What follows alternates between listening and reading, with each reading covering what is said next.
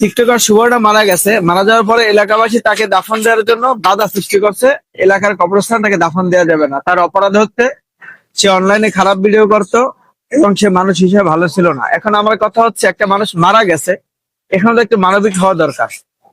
কারণ সে যদি অপরাধ করে থাকে, সে মারা গেছে, এখন আল্লাহ তাকে শাস্তি দিবে, আপনি শাস্তি দেওয়ার কে?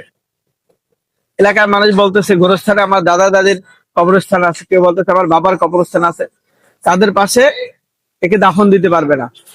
তো এরকম করতে করতে আপনার 16 ঘন্টা লাশটা এরকম রেখে দিছে। লাশ পর্যায়ে পুলিশ আসছে, পুলিশ আসার পরে একটা সিদ্ধান্ত হয়েছে যে হ্যাঁ, এলাকায় দাফন দেওয়া যাবে, কিন্তু তার 8,000 টাকা জরিমানা দেওয়া লাগবে।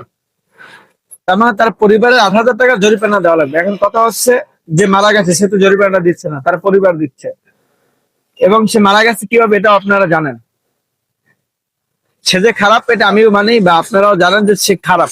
তার জন্য এটা না যে তাকে দাফন দেওয়া যাবে না এলাকায়, কারণ আমরাও মরবো, আমরাও যতটা ভালো তেমন না।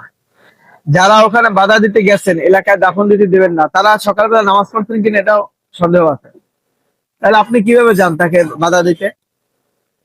সে খারাপ ভিডিও করুক, ভালো ভিডিও করুক, সে যখন বেঁচে ছিল তখন আপনারা বাধা দিতেন, তখন এলাকাবাসী গিয়ে তার ভিডিও করে বাধা দিতেন যে হোস্টেল ভিডিও করা যাবে না, হোস্টেল ভিডিও করলে আমার এলাকায় থাকা যাবে না। সেটা না করে সে মারা যাওয়ার পরে এখন আপনারা ক্ষমতা দেখাচ্ছেন, এটা ঠিক না। আমরা সবাই ভালো হই, কারণ সভ্য সমাজে বাস করি, সবারই একদিন মরতে হবে। আজকে সে মারা গেছে, কালকে আপনি মারা যাবেন।